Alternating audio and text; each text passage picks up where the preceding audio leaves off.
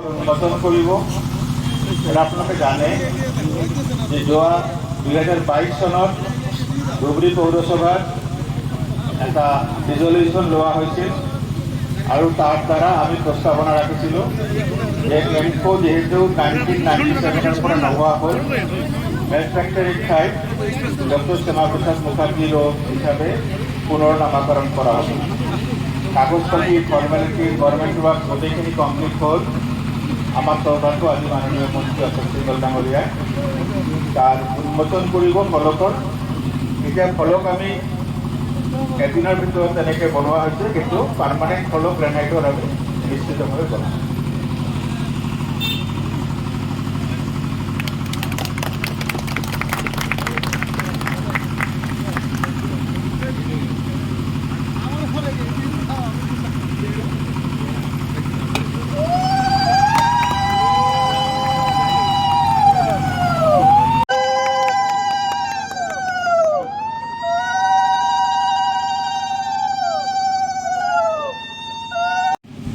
মন্ত্ৰী মহোদয়,